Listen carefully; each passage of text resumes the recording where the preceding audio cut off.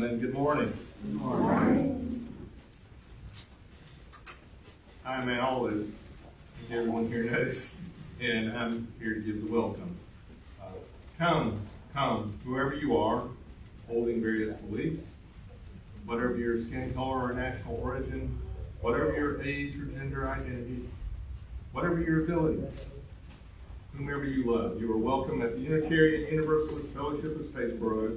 You are welcome in this, our religious home. We extend a warm welcome to any visitors and guests. Do we have any visitors who would like to introduce themselves, or anyone who would like to introduce the guest? All right, and we're all returners here. Or maybe aren't welcome, or ready to welcome to introduce ourselves. All right. To anyone who is visiting, we would they should give us some contact information in our guest registry near the front entrance or on our website, which is Statesboro, www.uustatesboro.org, and that way we can send you some more information about the fellowship.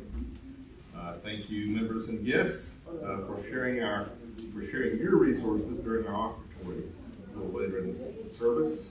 You can also do that via the website. In the month of October, half of our offering that is not designated as pledged to the UU Fellowship of Statesboro will be donated to Statesboro Migrant Support Group. Now I invite you to join with me in reciting our congregational affirmation. Love is the spirit of this fellowship, and service is prayer. This is our great covenant, to dwell together in peace, to seek the truth in love, and to help one another. Our worship leader this morning is our minister, the Rev Samara. No.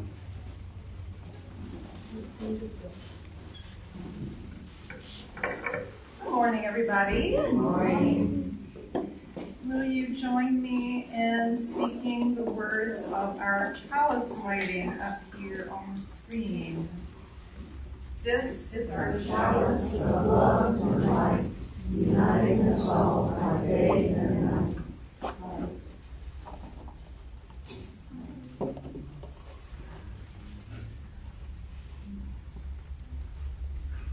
And please rise in body or spirit to sing 2 rounds of Rise Up, O Flame. And we're going to do it a cappella today. Are you ready? Rise up, O flame, by thy light glowing, show to us beauty, vision, and joy. Rise up, O flame, by thy light glowing, show to us beauty, vision, and joy. Thank you. And while you're standing, you might as well greet one another.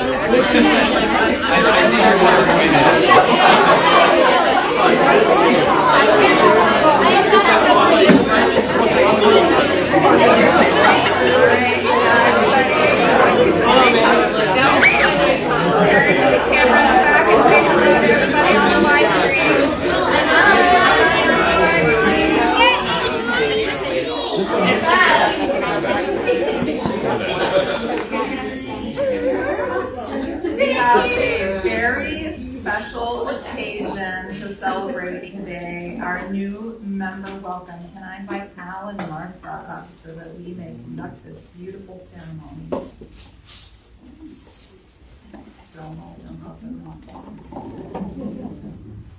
we know where Martha is?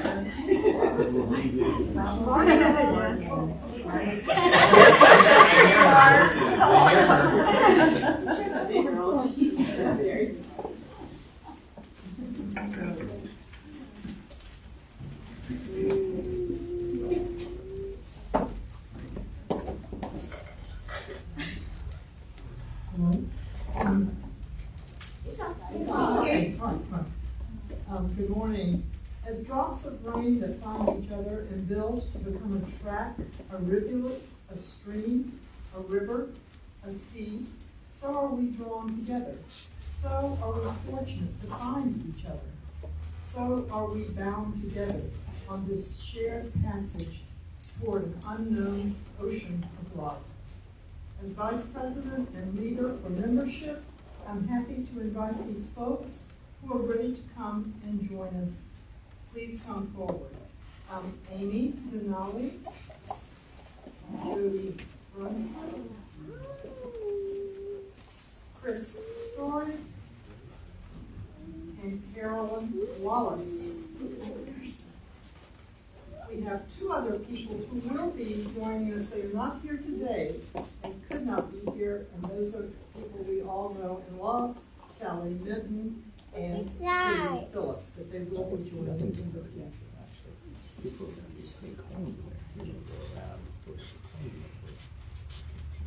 The Unitarian Universalist Fellowship of Statesboro would like to welcome you this joyful morning. You have learned about us and the Unitarian Universalist Association of Congregations. You have made the important decision to enter membership. We celebrate that decision and invite you to covenant with us this day.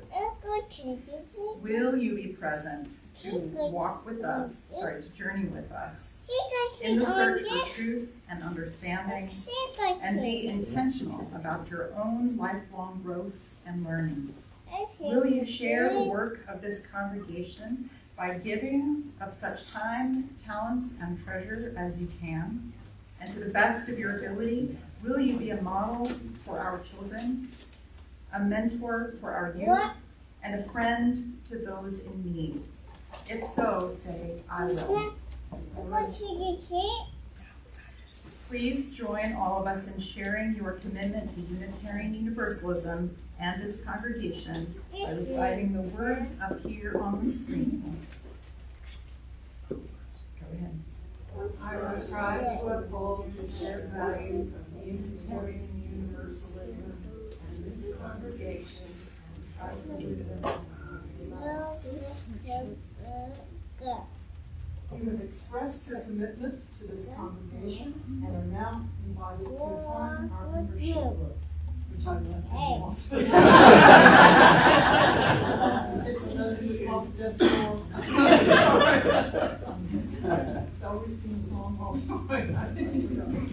We are, that's our plan actually, while y'all sign the book.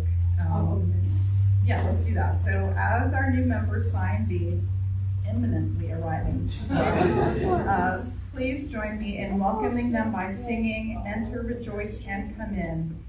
And the words and the music will be here. Y'all ready? You can stand or dance if you like. This is a happy occasion.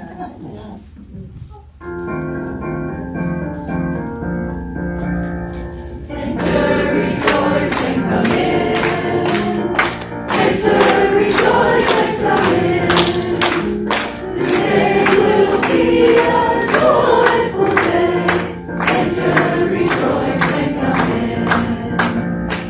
Open your hearts, everyone.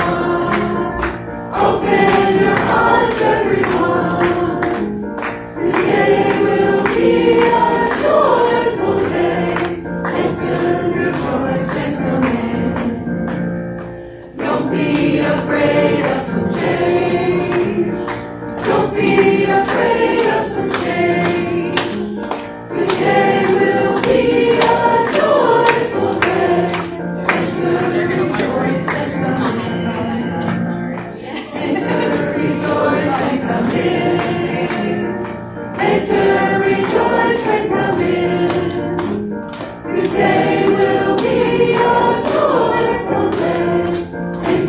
rejoice and come in. One more time. Rejoice and come in. Yeah. Enter, rejoice and come in. Today will be a joyful day. Enter, rejoice and come in.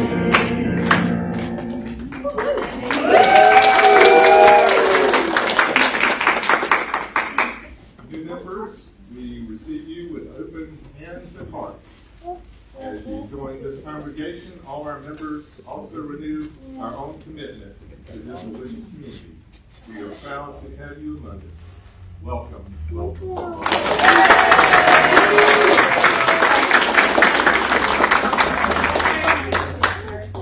Okay. Quick.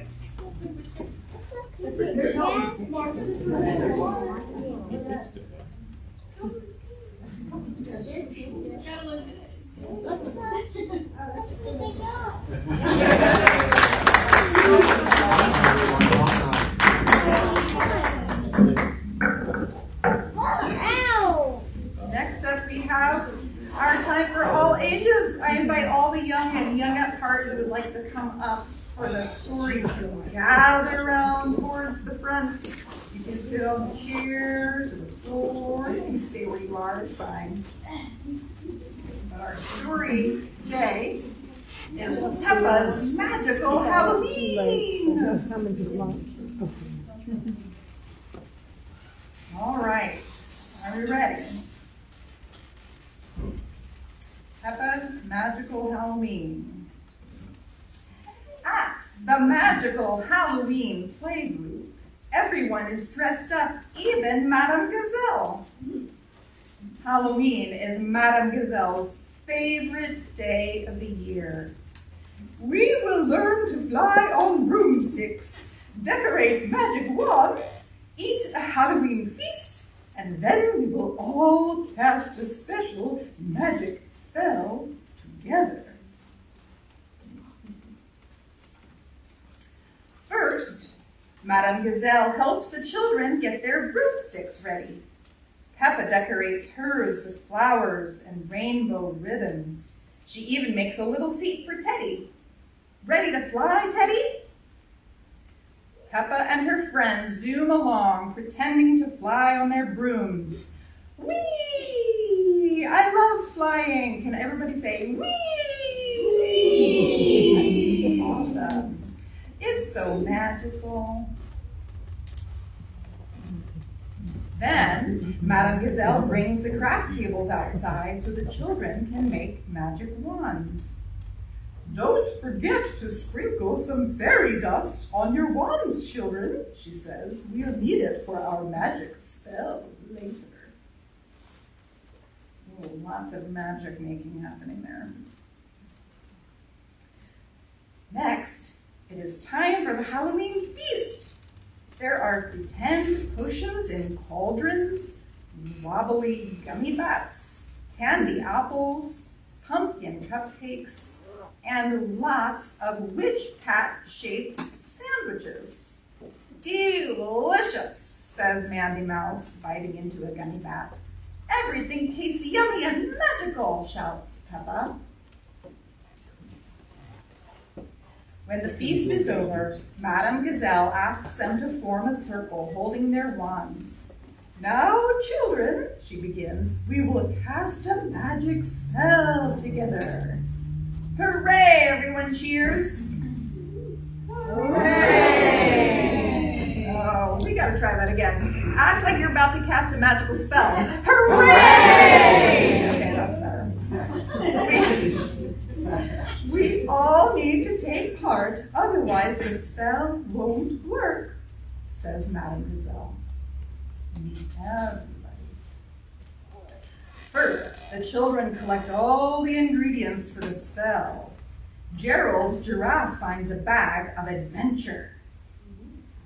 Richard Rabbit finds a pinch of politeness. Mandy Mouse finds a bottle of kindness. George finds a jar of giggles.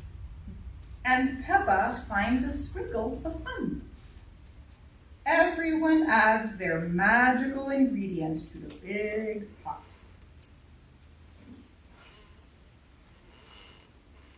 Madame Gazelle stirs all the ingredients together. Now, does anyone know some magic words? Peppa raises her hand. Please! The children shout out lots of fun magic words. Abracadabra! Wobbly bobbly! Swishty swish! Y'all know some magic words? Abracadabra? Bibbidi bobbidi boo? Humbly bumbly. Say it again? Mooshta mooshta. All right, we got some magic happening down here. Oh, there we go. Wonderful, Madame Gazelle says. Now repeat the magic words and wave your wands. Abracadabra, swishty swished, wobbly wobbly peas. Rainbow smoke fills the air.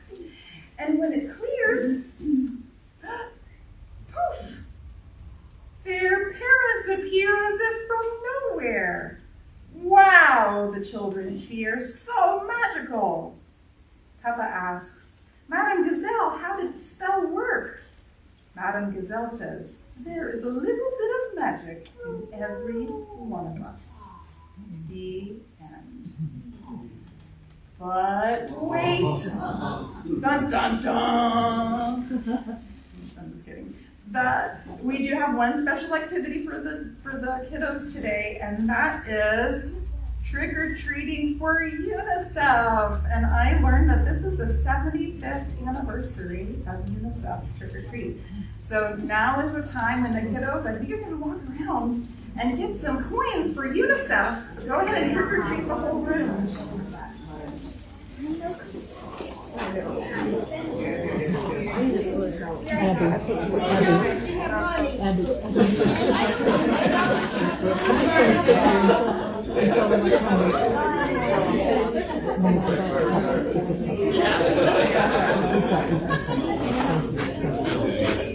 I got a few quarters in my car. Okay, this is from her. I got a few in my car. Okay, all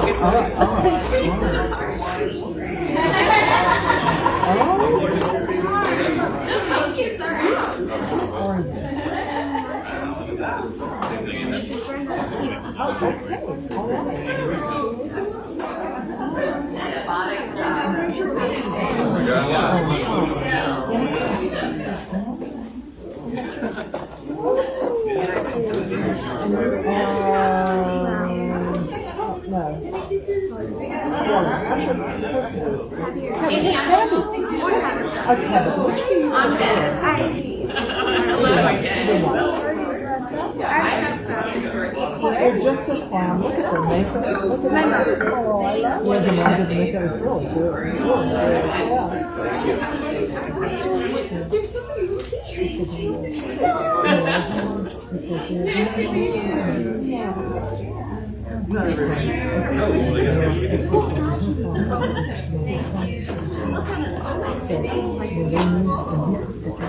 I'm not hearing any trick-or-treats. Can I get like one round of trick-or-treat?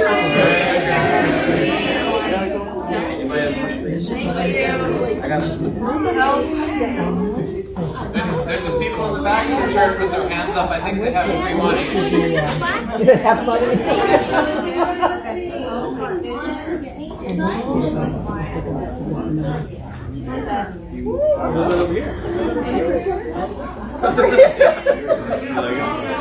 Reach there.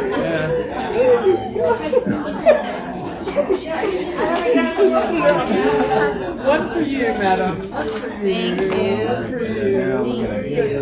Simeon, Thank you. I got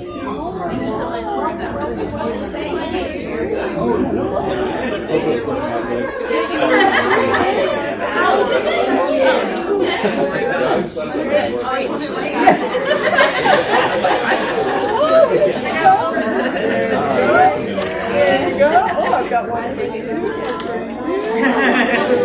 It's getting heavy. I better give you Are y'all supposed to come back here to the front when you're done? Abby, is that the plan? Come back up, okay. Come on back up front when you're done. Get out of the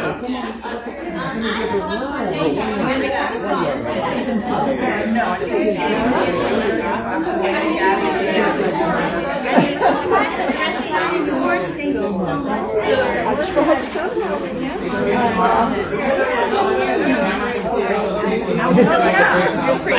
yeah, come on up.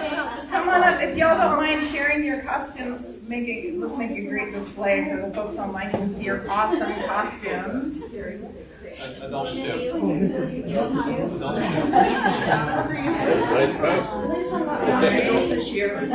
was 1 year I was the only adult.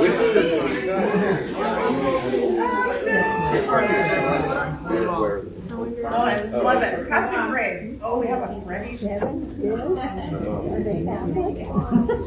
victim. Yes. Amazing. Exactly what I thought. Yes. Everybody say boo.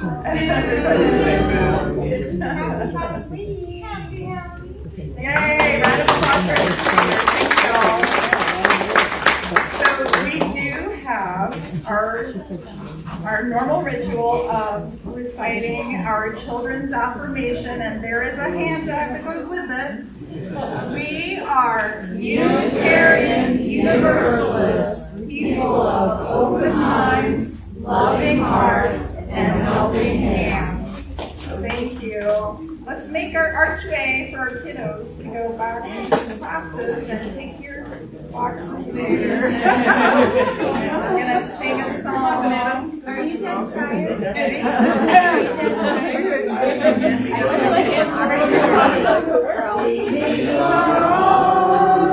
We shelter you. You warm our hearts as you pass through. May our love come to help you learn and help you What a beautiful, rounded, delightful chaos that was. And some of you may be relieved to know that we are at that period of our service where we're going to have a little moment of stillness now. Yes.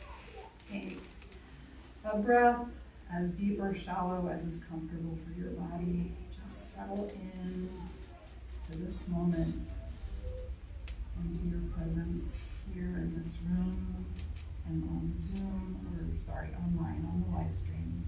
We are here together in body and spirit. Let's take a moment to appreciate that.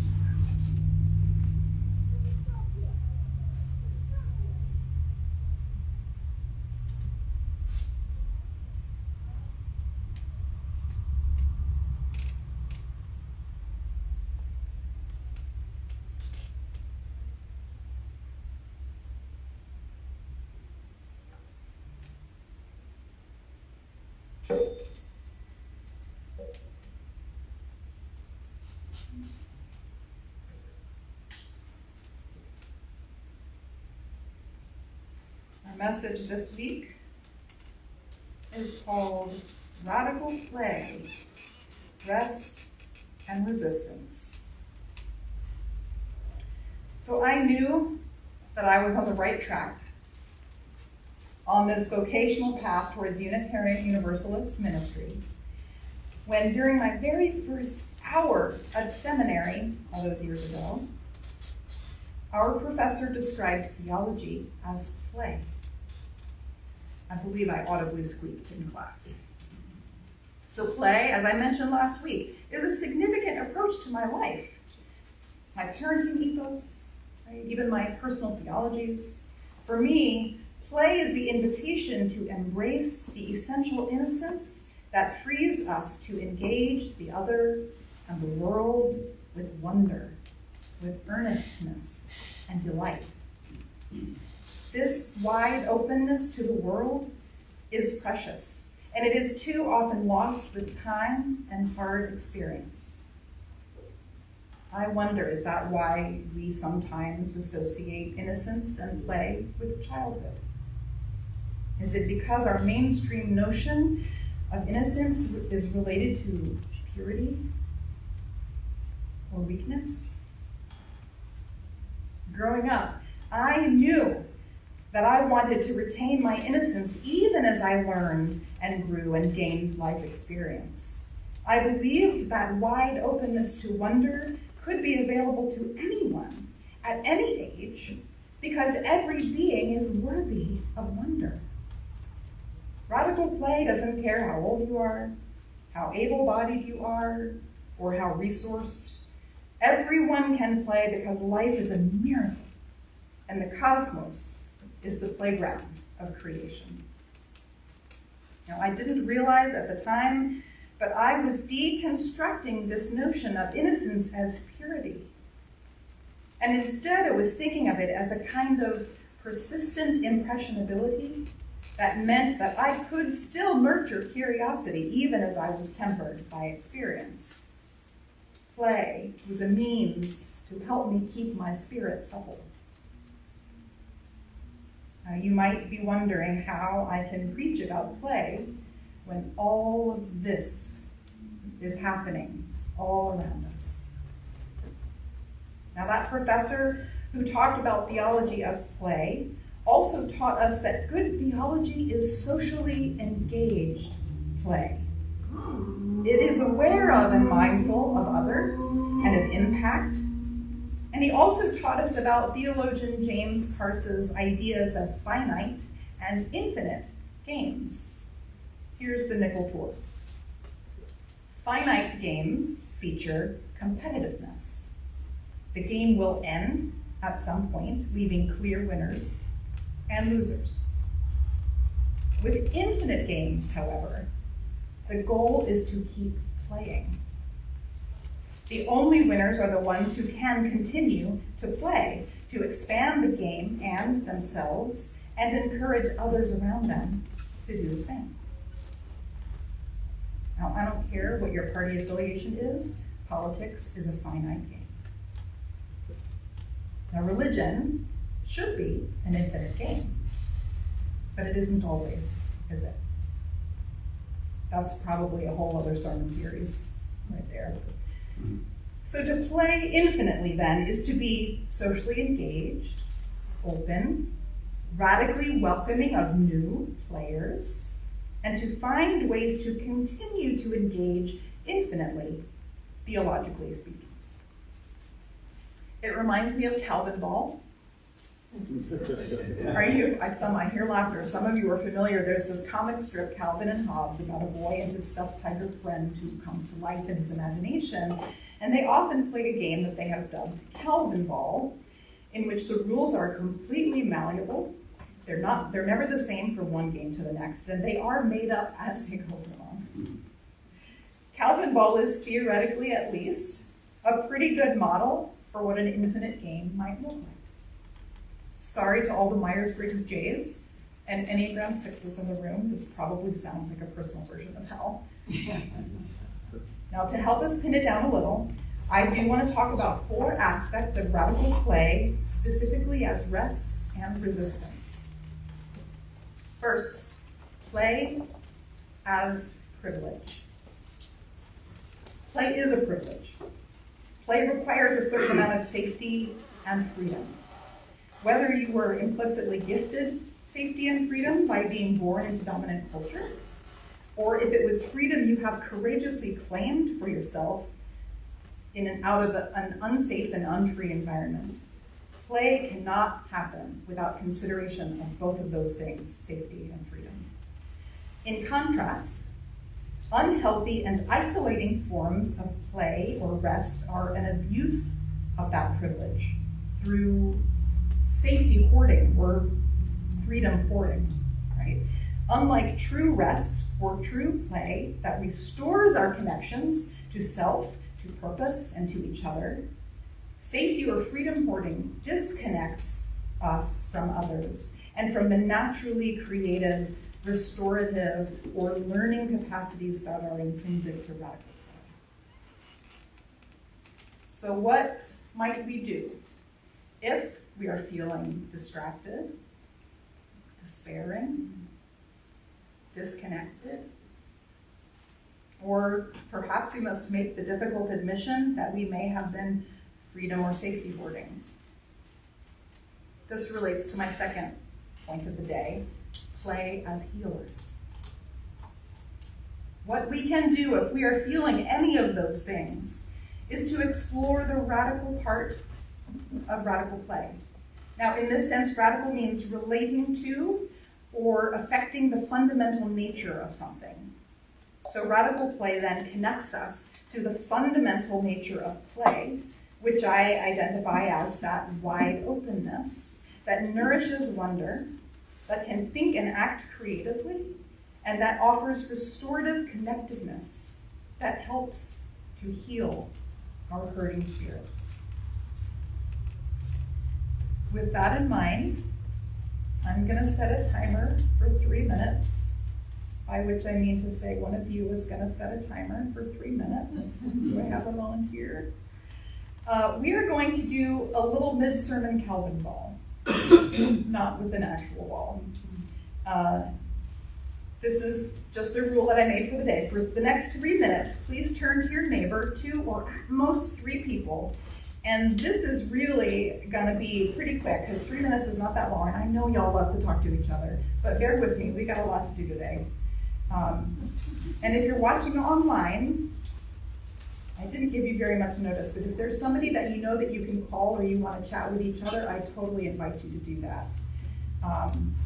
Your prompt is, in these 3 minutes, and make sure you give everybody who wants to share a chance to do so in that 3 minutes, your prompt is, share one of your favorite ways to play as a child, or it could be your favorite way to play now at whatever age you are, and then share how it made you feel. So what's your favorite way to play and how does it make you feel? Ready? And go.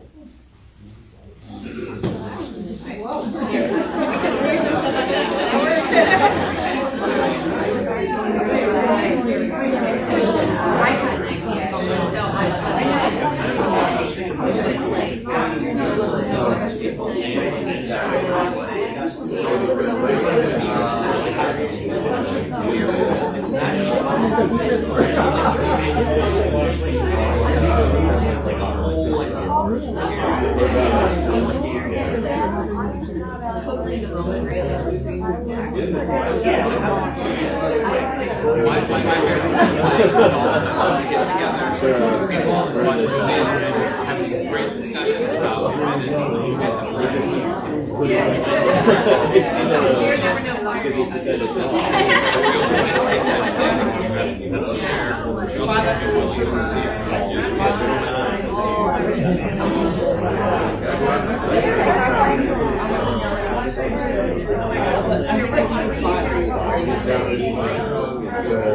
like all the games. It's kind of fun. So it's like, you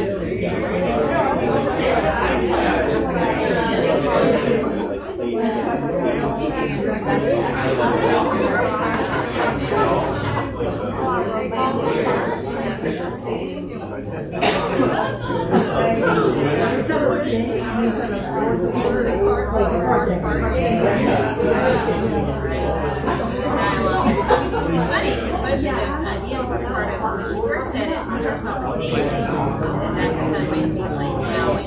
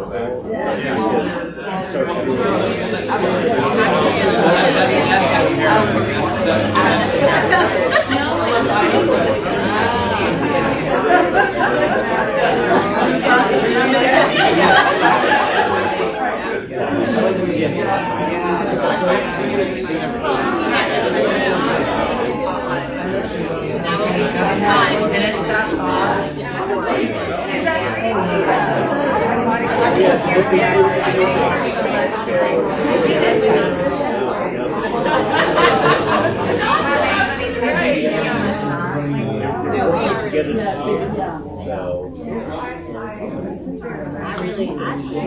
have 3 people say one word. What was one of the things that y'all love to do when you play? 3 people, 1 word. Pickleball. Pickleball. Maple developers. Pretend. And what was the last one? Pretend. Pretend. Yes, creative play. Awesome. Okay. Thank you so much for humoring me. I hope y'all enjoyed that. So, Bell Hooks wrote, "Rarely, if ever, are any of us healed in isolation. Healing is an act of communion." Right? So with this quote and what your activity just now for the last few minutes show us is that the second aspect of play, healing, is inextricably related to the third, connection. Whether you are connecting in groups or with nature in soulful restorative solitude, radical play, infinite play, connects us, opens our hearts to each other and to our surroundings, and helps us to recognize each other as the proverbial and literal neighbors that we are. It helps us recognize our interdependence in an undeniable, embodied way. It also gives us the tools to connect with new players within an ever-widening circle, because it gives us a means and a motivation to learn about each other, to share our stories, and to nurture compassion and caring. And that is one of the most radical things that you can do to combat rising fascism.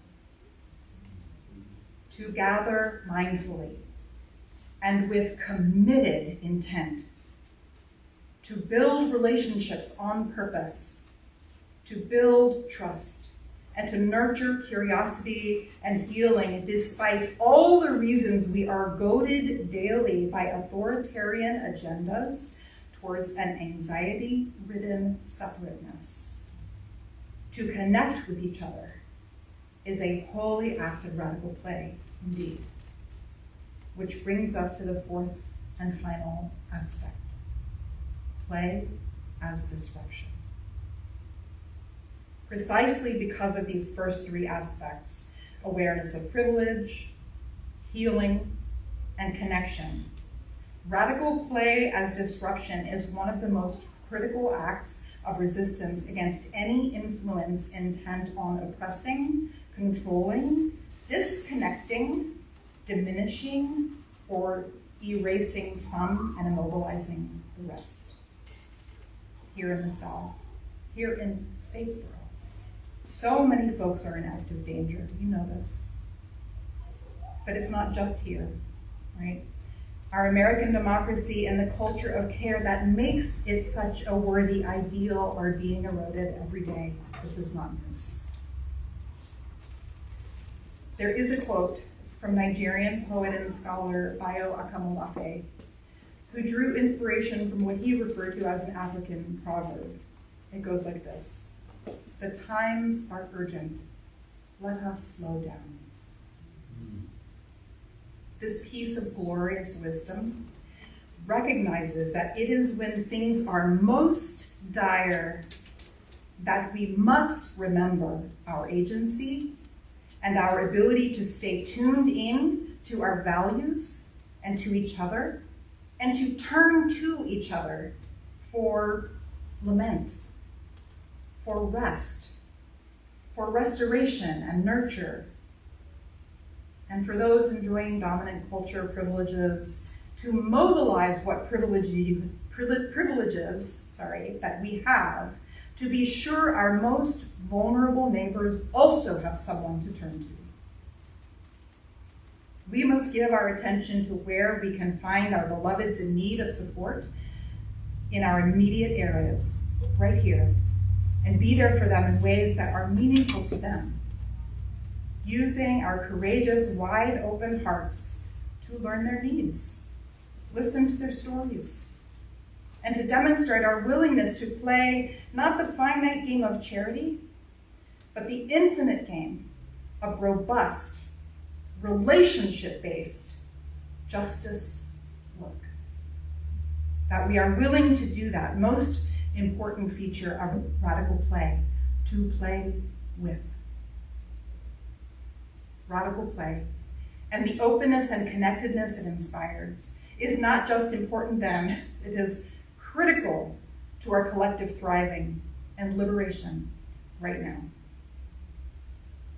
Reverend Cecilia Kingman, a Unitarian Universalist minister and a scholar of authoritarianism, delivered an incredible address in the Berry Street Address. I believe it was a couple of years ago. It can be found online, and if you're interested, reach out to me and I'll find the link for you. But she said at the end of that address, "It is very easy to feel frightened and overwhelmed in an upward cycle of fascism. There is much hard work ahead, but there is also joy and friendship and healing on this side, right here in the struggle." In a way, that joy and friendship and healing that she spoke of is the very nature and soul of radical play. It's where we find the nourishing connectedness that sustains us amid the struggle. It reminds us to breathe, to act, to rest, and to keep our faithful and tender hearts open to each other. And it is the nurture that grows us into a liberatory, meaning-making team of players of the infinite game of life. So mote it be.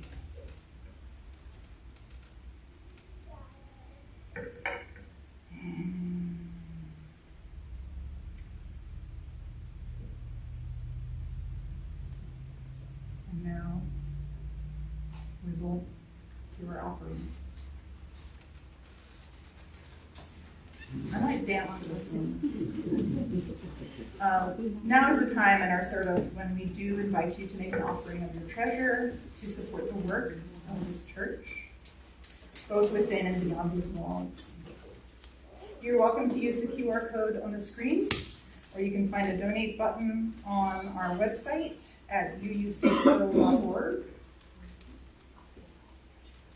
And thank you, Logan. Logan's taking our passes out. You got good old fashioned cash.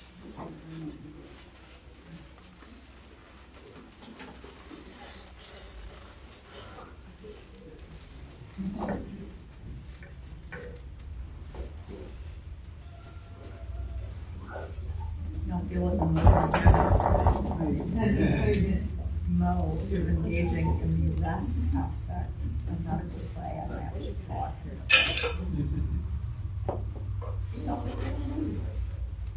I didn't have to dance somewhere. Might do that later though. Okay.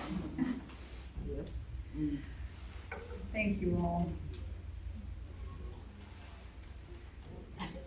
And now we invite anyone who has a joy or concern on their heart that they would like to share with this community, and light a candle or drop a stone in the well here. The hole.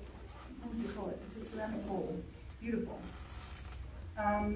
Quick reminder that we are streaming publicly onto the internet, so if you have something that should not be on the internet that you would like to share privately, please feel free to talk to Sherry or Mike or me or your pastoral care team after the service. In an effort to be a little more accessible, we're going to try something new today, which is I'm going to ask you to come speak into the microphone so that we can make sure everybody can hear what you have to say. Does anyone have anything they'd like to add?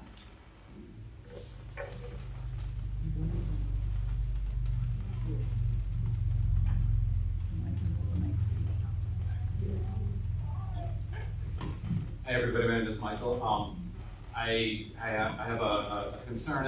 It's also a joy, but I'm going back to work tomorrow after being off for I don't know how long because of my surgery. I still have to wear the boot, but it's going to be a big deal going back to work. And on one hand, I've been looking forward to it, but on the other hand, I'd be lying if I didn't say I enjoyed having my time to myself. Last number of weeks.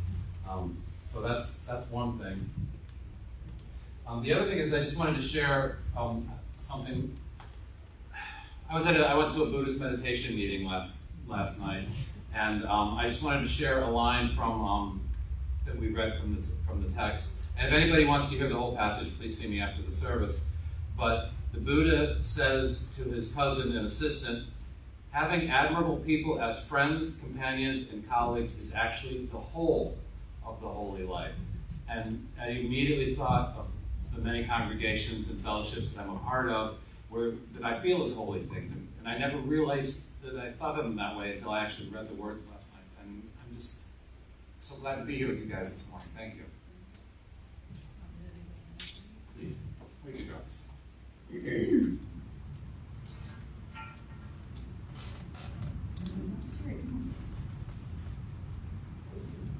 I'm Sherry.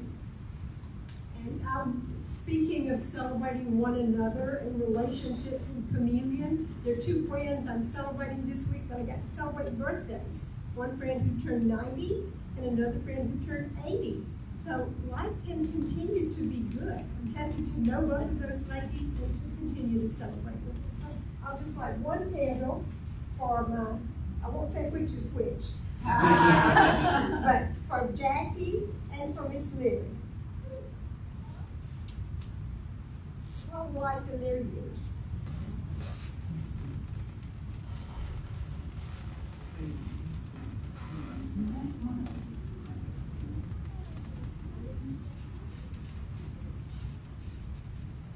So I'm Kiki, by the way, for anybody who doesn't know me. I'm gonna share something that's been on my brain and my heart for a while now. You were talking about community and the importance of it right now especially, and that's been weighing on me a lot recently. And you know, we always say, like, reach out and stuff if you've got needs and let us know and everything. And I want to remind people that that is also like a burden on the person who has the need as well. And while we don't always know what we don't know, you know, in somebody's life, and there is something to be said for, like, let us know when you need something and everything. It's really been weighing on me recently that, especially now, we really need to be more proactive in our communities to just reaching out to people and checking in on people in our communities so that people don't get lost. And all to just, like, call people and be like, hey, I'm in the area and I was picking up some food for me for dinner. You want me to, like, pick you up something while I'm at this place? You know, I'm going here. You want something? I can drop it by. You know, you're only 2 minutes away or whatever. Just to check in and remind people you're thinking of them. Or, you know, like, hey, you know, I'm going to lunch. You want to come along? Or I'm gonna be in your area, is there something you need me to drop by and do? Or just, I don't know, those of you old enough can remember when people just used to kind of show up and knock on the door and, you know, I mean, I know that's not really done now, maybe text first, but, like, you know, we used to kind of do that for people, and maybe we need to start doing that again. And I know it sounds crazy to, like, be sociable these days, but it's really been weighing on me to, like, not wait for people to come to you and be like, hey, can you, like, come over at exactly this time and do exactly this time? Because that's, like, a lot of mental and emotional effort for people who are maybe already in a bad place, and they might feel like they're imposing on people. And maybe if you have the ability to go to people, just go ahead and offer and show up. And, you know, at the worst they can say is like, no thank you, you know, like, but it reminds people that, like, somebody cares and somebody's checking in. And at worst, you've just reminded people that they've got friends, and at best, you like maybe saved them from a really dark place or something, you know? So that's been weighing on me a lot lately with everything that's going on in the world and how important mutual aid is and community is right now. And I just wanted to like get that off my spirit. Thank you for sharing that. It is so important, and that makes me think that our new members might not know yet, but there is a member directory in the member area of the website. I think you can see, Martha, is it okay if they ask you about how to access that information? Okay, Martha is out here. Yeah.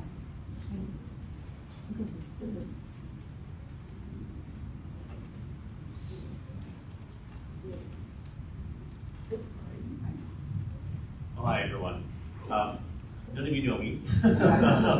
I'm Steven, and I'm a UU up in Chicago. And I'm here in town for work, and I'm just really happy that I was able to get away and come here. I looked you guys up, and I thought, like, okay, if time allows, I'll try to make it here, and I'm just really happy to be here and be involved here. So, because it is important just to reach out to people and connect. So, and it's great. I gotta admit, I'm really happy to have been here and to have gotten to know the community a little bit, and I'm happy to be here with all of you. So, thanks a lot. You're here for our potluck. Yeah, stay Sarah, would you want a candle for me? This is a welcome back candle for Adele Connolly. It's been far away up in the north, in the warm, pleasant north. And I left when it was 24 degrees and ice on my front porch. So I'm glad to This is a candle of welcome back for Adele. You want to say that?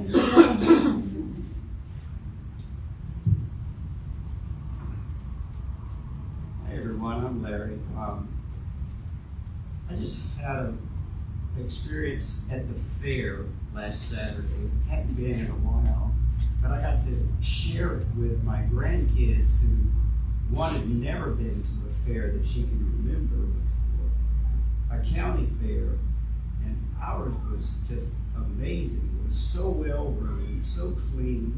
Everybody was happy, and even if you don't have kids, you need to go out to something like that just to see people enjoying life, and even the stuff that's not just the midway, the back shows, the displays. It was just fun, and especially seeing it through kids' eyes. And chickens lay eggs. There's an egg. You need to explain these kids live in New York City. They live in Queens, so they don't get a chance to go to a fair very often. But it was so much fun.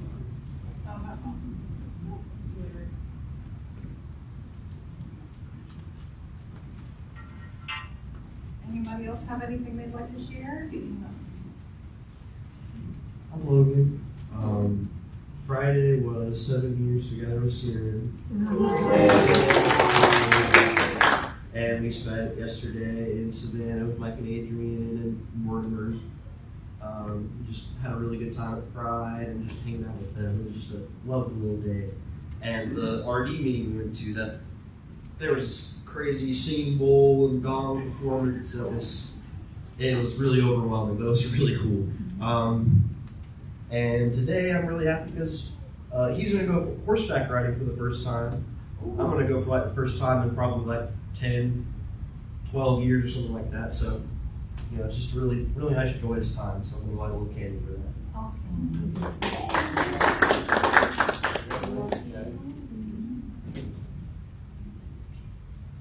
I'm just envisioning little emojis just popping up.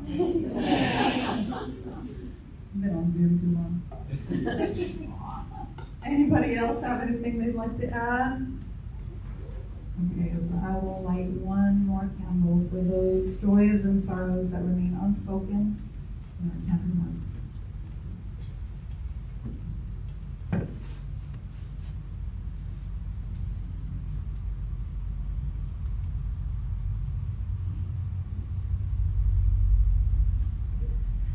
please rise in body or spirit, and we will sing our choral invocation to prayer, and we do have music for this one. Sorry, Spirit of Life.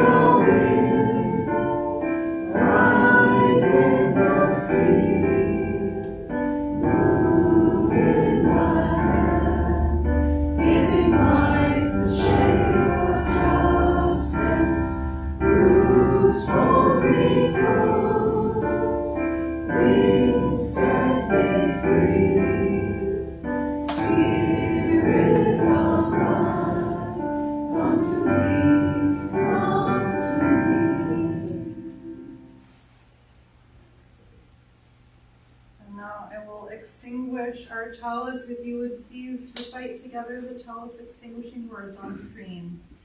We extinguish this flame, but not the light of truth, the warmth of community, or the fire of commitment.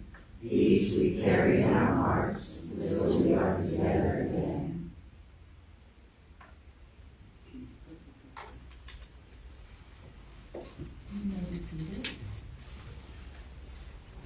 I would like to invite Kathy up. We have a special going first announcement, but then we'll open it up to the floor if anybody has anything they'd like to share. Okay, just another word about our pledge drive that we kicked off last week.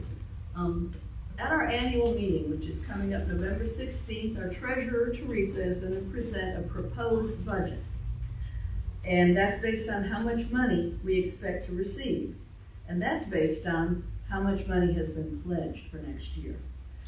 So she has mentioned to us that every year there are some people that give generously every week in the collection plate, but we can't include that money in the budget because we don't know it's coming. We can't count on it.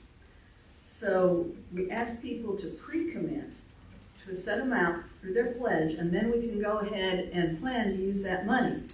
Rather than having to just cut some things because we can't plan to have that money this year. And the final note about it is that your pledge reflects what you intend to give, but we know that situations can change. We realize that we will understand if your situation changes and you need to come to Teresa or somebody and just say, I need to change what I pledge. You know, that's not something that's going to cause a problem to you. And Teresa is going to be back there with her little table. You see our goal chart is already starting to go up a little bit. So I want to encourage you, if you haven't already, to either use the paper pledge form or go online, make your pledge for the coming year. And okay, enough about the money now. What about other ways that you can help to support our fellowship? And back there you might want to see on the wall, we've got some charts. We're always looking for people who are willing to help out with everyday tasks. And on the pledge form, you might have seen, there is a place for you to check off ways you're willing to help. But we wanted to get a little more specific this year. So on those charts, we've just listed a bunch of categories that we could think of with specific responsibilities that need doing to keep our building and our grounds and our people from functioning the way we want to. So I hope everybody will take a look and find at least one or two or more areas that they would be willing to help. And you can write your name on the chart. There's a little basket with pens in it back there. And under the areas you like, and it's fine for multiple people to sign up because, many hands make lighter work. And we're not saying if you sign up that, okay, every week you have to be here and do that. It means that you are one of the people that are willing to do it. So if we need something done, we can come to you and say, could you take care of this? Okay, the charts are going to stay up there for a few weeks to give everyone a chance to sign up. And if you want more information about a certain job before you commit to it, you can ask me or any of the board members about what exactly it would entail. So, thank you. And anybody else have announcements? So, I just wanted to say, last year, Sure. I feel like I want to sing. Last year, we participated in the Alzheimer's Walk, which is happening again this year on November the 8th, and it's happening over at the RAC of the university. We've had a team, and we're a little behind this year in getting people together, partially because I'm out of town, and Mike had to ponder whether or not he wanted to take a leadership role in this, but he has said he will. So my suggestion to him was to make an announcement today. And any of you that might be willing to try and get some pledges and show up at the walk and be present for our team, please let Mike know afterwards. He has a magical number in his head. If so many people come and say, yes, I'll walk and I'll be a part of the team, then he'll move forward. Is that what I get on? So it's happening over at the university at the recreation center. And we'll give you more details. So it's Saturday, probably in the morning. I'm not exactly sure when, but not like 6 or 8 a.m., but more like 10 or 11. It's not one of these like all day things. I think they just walk around the rack once or twice. It's not going to be a huge time commitment. Yeah, Mabel did it last year. So. And what's the date? Yeah, 8 of November. So, some of you went to the first annual Statesboro Renaissance Fair recently. Next Saturday, the same group that put on the one here is putting on one in Glendale, and my medieval reenactment group that meets here is going to be participating. So I just wanted to let everybody know, if you want to make the short drive down to Glendale, it's only going to be on Saturday, just a one-day event. There's stuff online and on Facebook. I don't remember right now, but if you come see me after, I'm sure I can help you find it. And also, if you're all interested, the next meeting for the medieval reenactment group will be next Sunday, 2:30 here after service. If anybody's interested, talk to me as per usual. Anyway, thank you.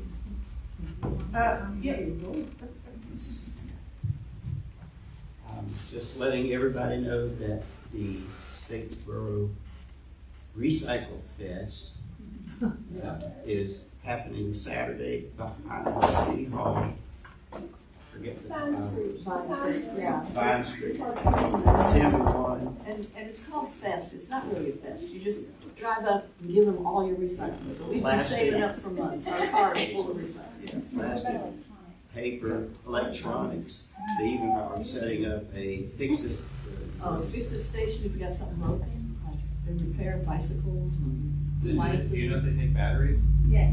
We're bringing batteries anyway, and if they don't, we'll take it all over to Presbyterian Church. Anyway, so just letting everybody know, get your stuff recycled. Just to add to that, Barb, I just read that they also are going to do shredding. Yeah. So, Yeah. Okay.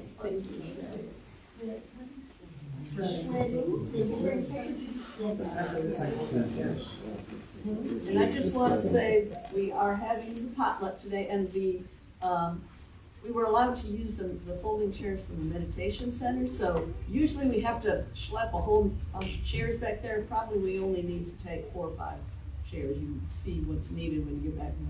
And the other thing is, there's always people who come to the service and then they just slip out and don't go to the potluck. We don't care if you forgot to bring anything or didn't know about it. Just stay and eat with us and be social. I'm talking to you.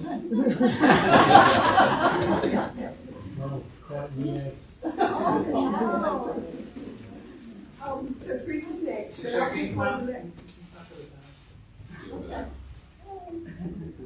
I just wanted to let folks know that as a result of a conversation at board this past week that was instituted by our Minister Samara, reminding us about doing what we can to keep one another safe and make this a safe space. Our Facebook page is now private rather than public. We thought it already was. The page is public. Page, yes, right. The group is private. There's 2 different things. It's a, yeah. the one that has the picture of all of us on Pride, that's the page that's now private. We post pictures of children, one another, and activities. And only folks who join the page, so $338. So if for some reason you didn't see it and you suddenly don't, ask to join the page. Maybe you've been writing as part of the public. That change was just made this week. Yes, thank you. And it is so much to keep track of. The page is the thing that's public, that's like the storefront. And there should be a group that is like a community that is now private. Thank you for mentioning that, Jerry. So I just wanted to give you a very current update. We have had 7 pledges returned for $9,140, which is right at 14% of our goal. Having come forward. All right.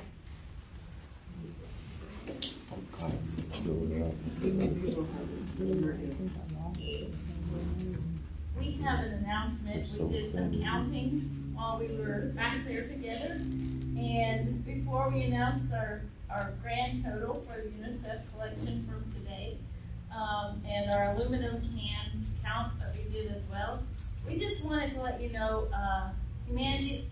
Habitat for Humanity is not going to accept aluminum after October 31st for now. So in addition to our grand total we're going to take over there, that will sort of wind down for now. And then our next youth group meeting, which may involve some of the parents in here, is November 9th. After church, we're just going to have some games in the yard. So, but I'm going to turn it over to the aluminum can counter, grand total. So we have 342 aluminum cans. How many nails does each can count for?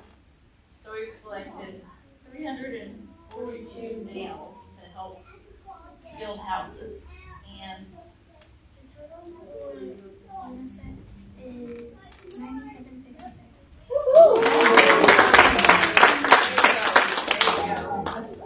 So thank you. We know that money goes to help children in need. Thank you, everybody. That was awesome. All right, one last announcement that I will make. For those of you who are not aware, during the service last Sunday, we made annoyance soup, not unlike the magical spell from our story today. And I took those slips and organized them into 3 sections of the type of help or the type of annoyance.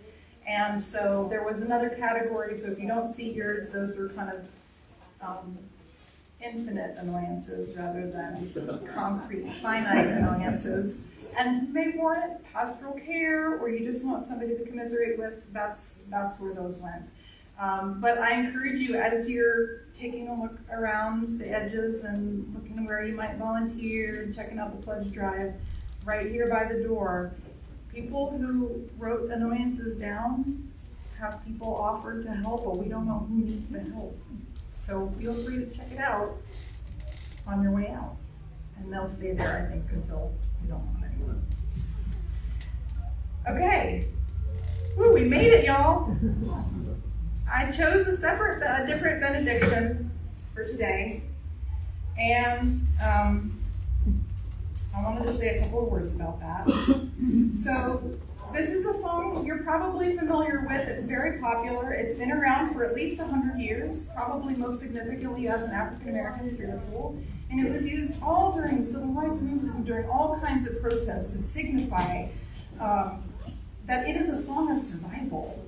It is a song of defiant joy in the face of overwhelming odds, and I believe it should be sung that way. So I'm going to invite y'all to feel the notes pulling up from the roots of your belly, right? Feel all the decades of power and joy and resistance that have threaded their way through the culture and history of this song. And there is a QR code if you want to read an article about it, and we'll put that link in the Facebook group as well. But I'd like us to blow the roof off this one, and the instrumental is really peppy, so get ready. Are you ready? Rise in body or spirit as you're willing and able, and we're going to blow the roof off this one.